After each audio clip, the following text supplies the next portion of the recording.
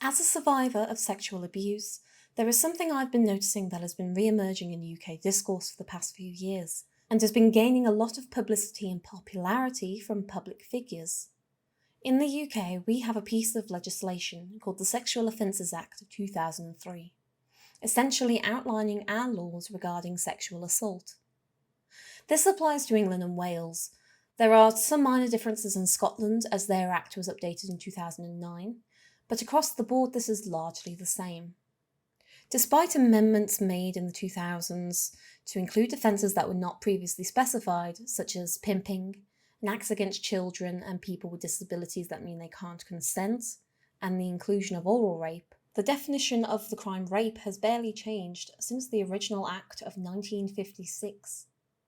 This law is massively outdated, with its definition of rape since its inception being penetration by his penis. The use of the pronoun his is to technically be read as gender neutral in this sense, the same way that mankind or chairman is used. This definition of rape was put into place 4 years prior to the 2007 updating of practice in legislation to be written as gender neutral.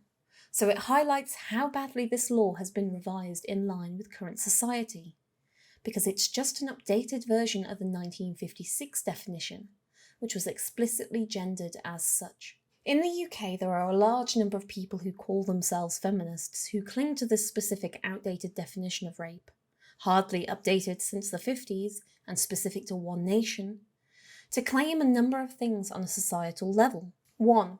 Women cannot rape. A woman is someone with a vagina, and a man is someone with a penis. Only a person with a penis can rape. It says so in the law. 2. If you say you were raped by a woman, you're wrong. This is sexual assault, a lesser crime. 3. If you say you were raped by a man but he didn't penetrate you with his penis in a specific way, you're also wrong. So the distinction is made clear. End of debate, that's it. But let's go over a few of these. What if, instead of a penis, I was penetrated with an object? Say, a sex toy that happened to look exactly like a penis, or a dangerous object that could hurt me, like a bottle or a knife. Well, that's not rape. That's assault by penetration. A different crime. So you shouldn't say you were raped, even if the perpetrator was a man.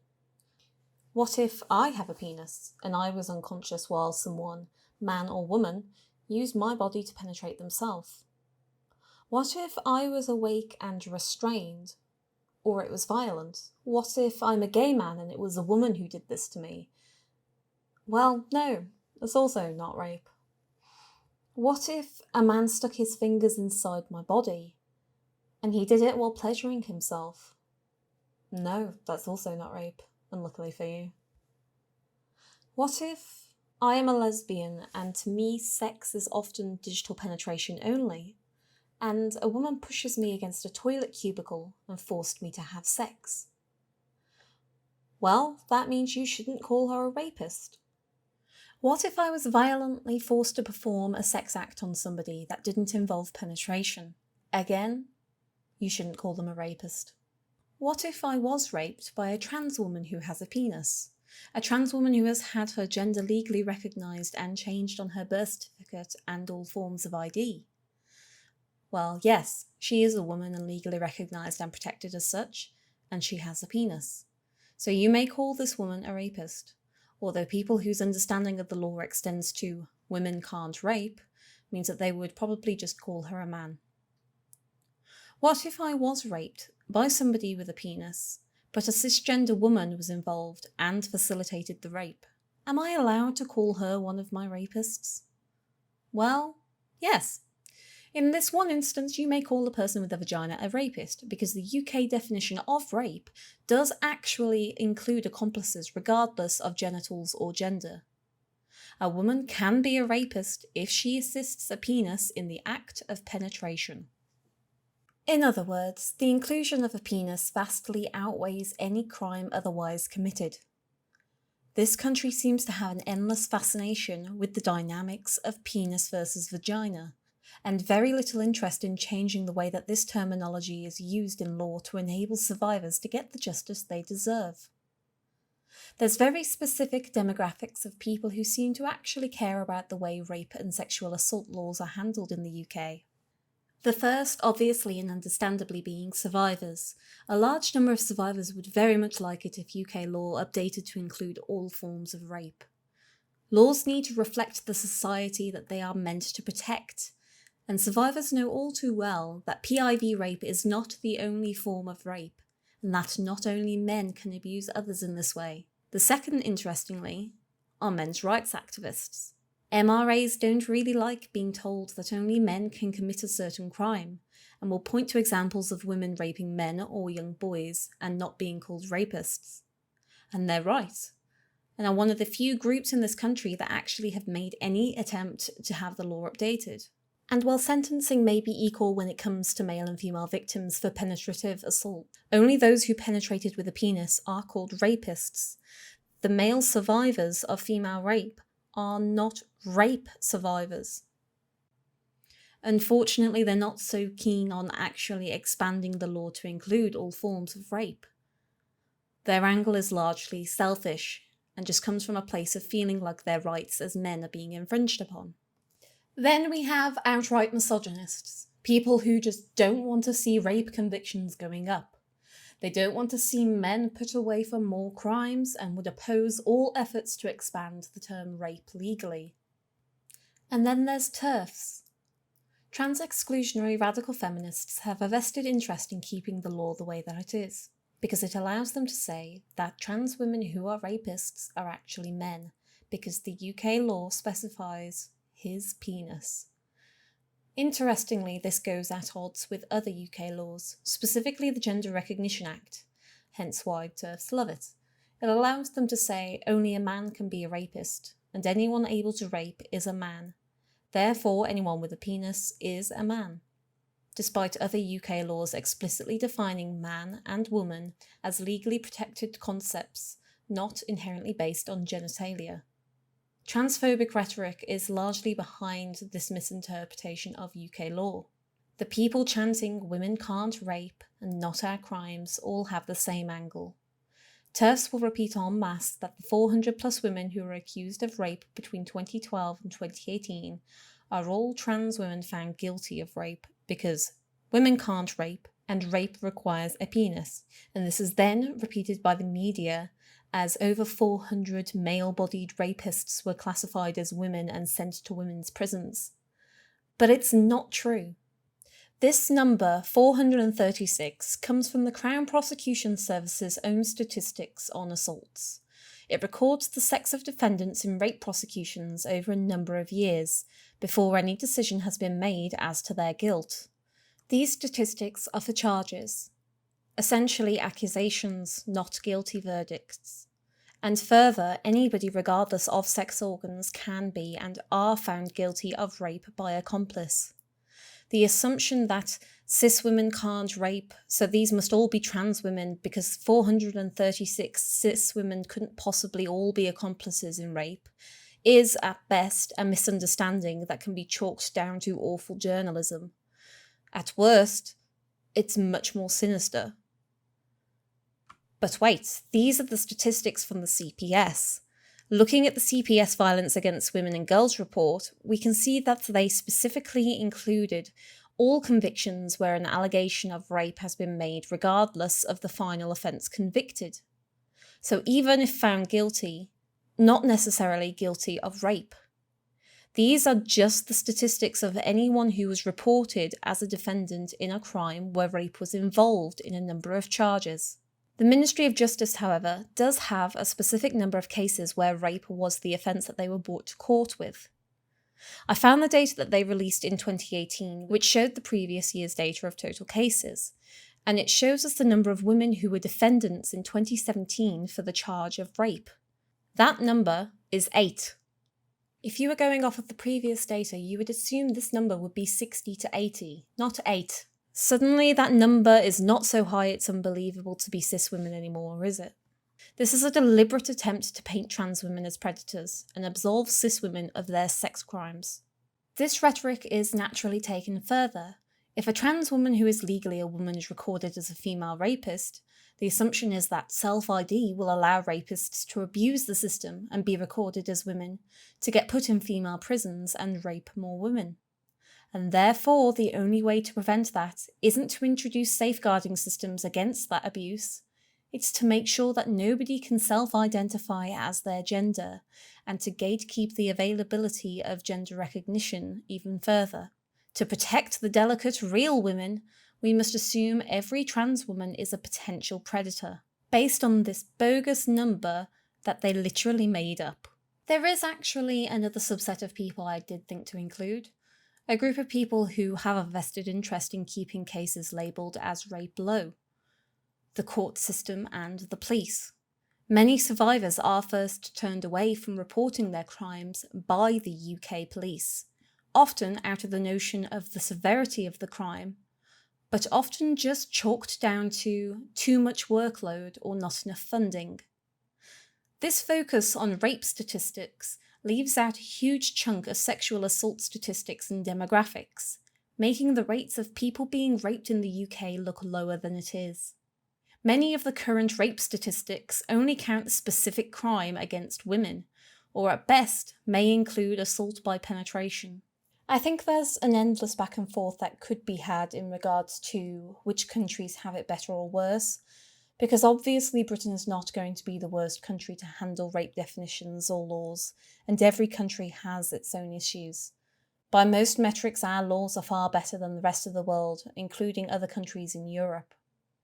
However, I want to focus on the concept of progress.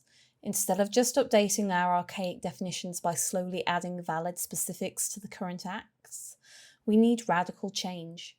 Our laws are stagnant, trapped in a categorization that relies on the infantilization of women, a bioessentialist rhetoric that conflicts with its own laws, and a homophobic definition of valid sex acts.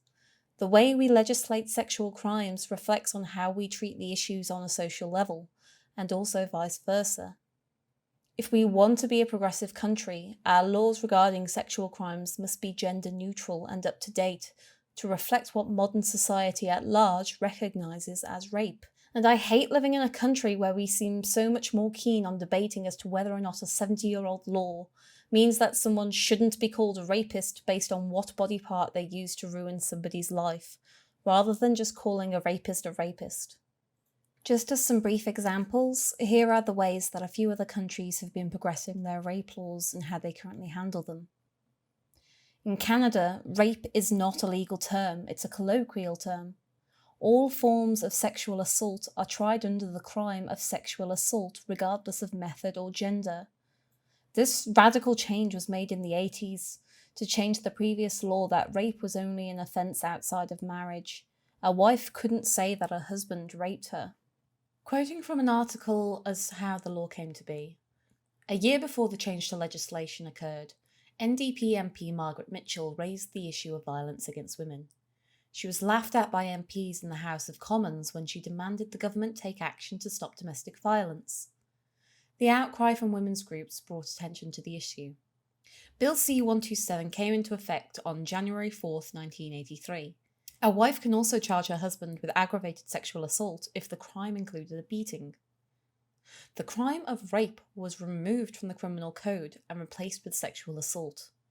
The intention behind the change in terminology was to avoid the moral stigma connected to the word rape and to stress the violent nature of the act, according to the Toronto Rape Crisis Centre. Nordic countries are commonly celebrated as having more sensible approaches to rape law, however there are issues among them.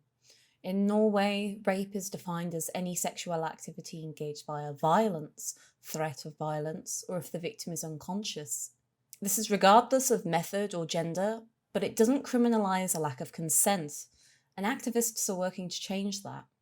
Finland is similar regarding a lack of consent, though it categorises its offences quite specifically, saying that rape is only via sexual intercourse of genitals, though in contrast to the UK, this does actually include someone with a vagina forcing someone with a penis to have sex with them. Sweden is the big one that people point to, and for good reason. Sweden has had a series of radical changes to its rape laws, with them being the first country to criminalise marital rape in 1965. The laws were made gender neutral in 1985, and rape via exploiting someone who was unconscious was included in the definition in 2005. Case law plays a large role in setting precedent and making changes, and in 2008 the Supreme Court decided that digital penetration on an unconscious woman was an act of rape. In 2018, they updated their legal definition of rape to include all forms of sex without consent. After this change, the rape conviction rate rose by 75%, and the change was hailed by researchers. Britain is lagging behind the rest of the progressive world, and unfortunately a large number of publicly platformed feminists would rather keep it this way than actually help survivors. I talked in my rape revenge video about how I struggled for a long time to call my experiences rape because of the stigma. A while ago I went through some old texts, and when a friend asked me if I was thinking of going to the police, I said, I looked up the laws, it wasn't rape, they won't care. And when I eventually tried, they didn't, because I used the word sexual assault to describe it. When I confronted my rapist's wife, she told me it wasn't rape, it was just abuse, so it wasn't as bad, and it didn't make him a rapist. As a lesbian, my definition of sex has never been that it must be a penis penetrating, but this is technically what UK law says it is in a legal sense. And this stigma against addressing any other form of rape as what it is part of the rape culture that leads to victims staying silent. We see in our own statistics that victims of what the UK does deem rape don't come forward because of the stigma against how bad a crime really is. Our laws tell us it's not as bad. There is a maximum sentence of around 8 years for sexual assault, while the sentencing for rape and assault by penetration can be life. It's unequal, and categorises rape with a penis as the single worst form of assault. Some justifications of this include that it's because of the additional risk factors of pregnancy and STIs, but these are ad hoc justifications. Oral and anal rape are also included in our definition, and other forms of sexual assault can also carry risks of disease. People who can't get pregnant can also be raped. Children can be raped. Children can rape. If a sterile person rapes somebody, it's still rape. If a virgin rapes somebody, it's still rape. And if a rapist wears protection, it's still rape. People with vaginas who apparently cannot rape can give somebody an STI or impregnate themselves without that person's consent. How many people don't come forward because it doesn't fall under the narrow definition of rape and have been told it's therefore not as bad? I've seen this talked about in survivors' forums. People don't come forward about the people who committed awful crimes against them because society told them that rape was the worst crime and that this wasn't rape. They don't feel comfortable calling themselves rape survivors and struggle with the terminology of how to describe their experiences, especially if they were children. As a child, I was raped and sexually abused by UK legal standards. But I was made to feel like I was lying and making a big deal out of nothing because I didn't have the knowledge of what this crime really looked like. It wasn't an attack by a stranger in an alley, it was a beloved family member. Nobody talked about childhood abuse from friends or family members around me or in my education until I was much older, and that change requires both social and legislative changes. And from my time in survivor spaces, I know I am not the only one. In a sense, what is the point? If you were assaulted in a way that doesn't meet the legal definition in a specific country, what's stopping you from calling it rape? For many, it does. In survivor spaces, people constantly wrestle with being told that they weren't traumatized enough to be as badly shaken as they are. One of the most common titles on survivors' forums is, "Was this rape?" Here is a survivors' forum I used to visit frequently. This is the topic for people to talk about their non-penis rape, titled Digital Rape and Rape by an Object. There are 74 pages. Many of these comments are people, mostly women, either saying that they were told they shouldn't call this rape, even if it was more traumatizing than the other rape they've experienced, or that they never realized it counted as rape. Many of the commenters were children when these things happened to them, and not calling it so is a reason that they suppressed their feelings on their experiences. Some of these people cite the UK's specific legal definition as a reason why they felt like they weren't taken seriously. People are constantly telling the victims of rape by women that they weren't raped, even if it was never a legal claim, but just saying it personally, because of this UK legal definition. Effectively, there isn't anything stopping you from saying, I was raped in a colloquial sense, because somebody severely sexually assaulted you, until this public discourse happens and survivors see it. Until people go to check the laws that govern us and find that their lived experience doesn't line up with it. And self-labelled feminists crawl out of the woodwork to call survivors either stupid or liars for saying that they were raped instead of sexually assaulted. Which is why, in my opinion, one of the better ways of handling this is Canada's. Make rape a cultural term to allow victims to refer to it more openly. All forms of sexual assault, however, become a definable sexual assault offence that you can narrow down and specify in legal capacities. Allow victims to use the terms interchangeably to define their own experiences. As we stand now, the constant requirement for the 2003 Act to catch up with our current understanding of sexuality and consent is too slow. Victims of legally categorised rape or attempted rape already don't call their experiences rape due to perception, socialisation or stigma. Building a culture based on informed consent and awareness can reduce this, allowing people the freedom to find the correct terminology for the crimes committed against them. We still have people in a reactionary uproar against teaching children about their bodies and how sex happens and what that means for them as children. We have UK legal guidelines not being followed due to social issues, which are still happening today. We need to address rape as a very real and unfortunately common experience that can happen to anybody, by anybody, and that starts with updating our laws to reflect our society. Consent matters for everyone, and if you don't support that, you are actively contributing towards the silencing of survivors. Thank you for watching this. I don't normally do any calls to action in my videos, but if you'd like to share this and subscribe, it would be greatly appreciated. Barring any issues with COVID, this Saturday on the 8th of July, I will be in London protesting the BBC's transphobia and the article I talked about in my last video. I'd urge anyone able to do the same to go or to show your support.